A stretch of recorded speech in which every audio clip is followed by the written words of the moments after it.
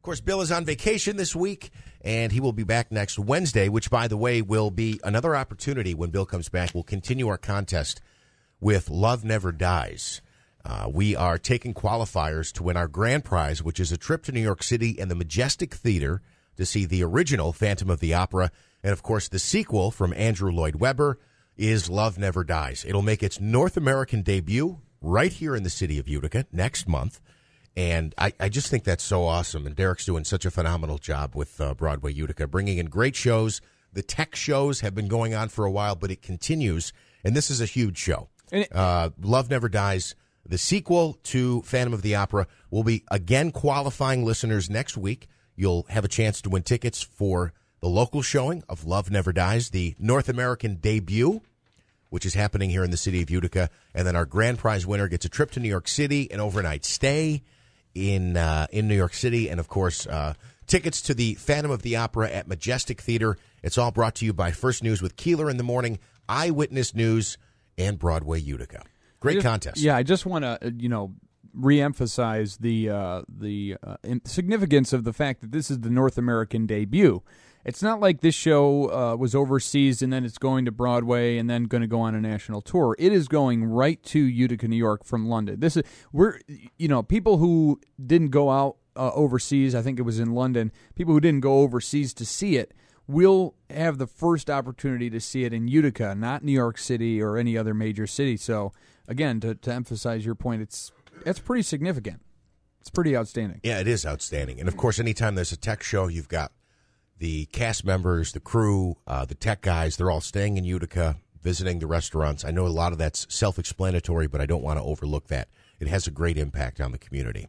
So Love Never Dies. We'll resume that contest. Full details on our website, but when Bill's back on Wednesday, you will have another chance to win. A couple of things I want to mention here. I said I would open this hour talking about this. Yesterday we had from the No Hospital Downtown group, we had Brett Truitt and Jim Brock on the show. They have, I think, a lot of legitimate concerns, and I think they raise a lot of legitimate questions. But at the same time, Brett said something on the show that I want to correct. He indicated that the county had a number of bonds that were coming due, basically, and that because it was the end of the bond, that they were going to owe some outrageous amount of money. He didn't give a number, but he alluded that because the bond was going to be up, whatever the principal was, they were going to have to pay. It's not accurate. It was explained to me that with bonding, it's like financing a car. You make a monthly payment. Some goes to interest. Some goes to principal. You can make the analogy of student loans, although most of that's interest.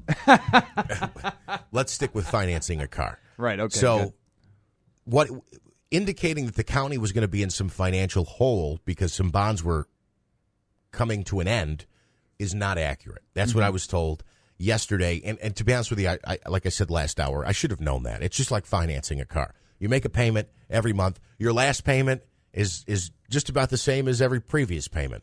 So that was not correct. And then at the end of the interview, which we played again in the 5 o'clock hour this morning, the last thing that Brett said was they don't even have a certificate of need, which is correct. But the hospital does not say that they have it.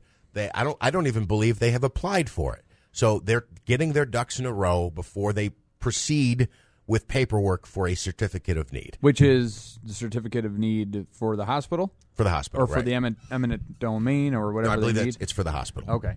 And just to talk about, I think, one of the things, the reasons that I think Brett was concerned about what he thought was the process of paying off the principal or whatever was that, the county was going to be bonding for the parking garage. And so his thought or his argument was that that would be a difficult thing because while they're going into another bond process for the parking garage, that these other bonds would be coming due and that it would kind of cause a financial stranglehold for the county. Like I said, we were running out of time. I said, you guys got 30 seconds, final thoughts. I let him get it out.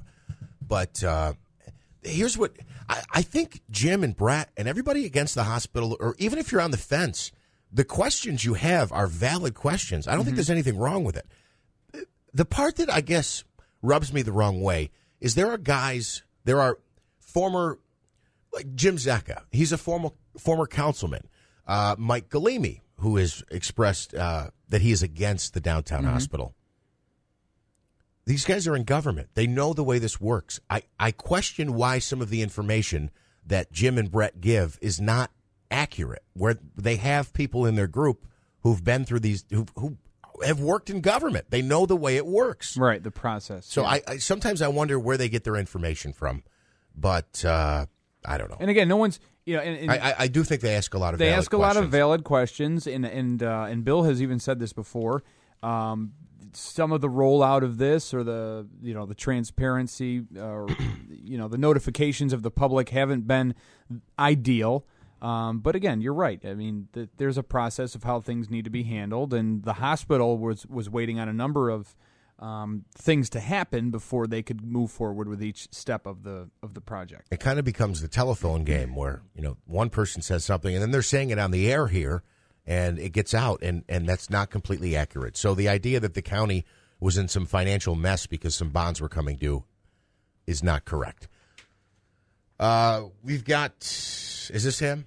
I think this is our Fox guest now. I guess we'll wait a second, and we'll bring on Dr. Brandock. He's talking about a survey, and it has to do with parents and the link to football and concussions. Is he good to go? Oh, hang on. We're still on hold here. Hang on one second. We'll get to Dr. Brandock in just 1 minute. There's some other things in the news I want to talk about. And a statue of Christopher Columbus in New York was vandalized yesterday. I think I know why, but we'll get into some thoughts on that in just a minute. What's interesting too is we had talk about the statue issue. I wonder sometimes if people, we talk about where does it end, and how far do people go, and it's funny that people don't think about things. Let's not get into this now because I want to separate these issues. Let's take a quick break. I guess we're still on hold. We'll take a quick break. We'll come back. Dr. Brandock talking parents and what they think about football and letting their kids play. Like I said, I'm kind of on the fence.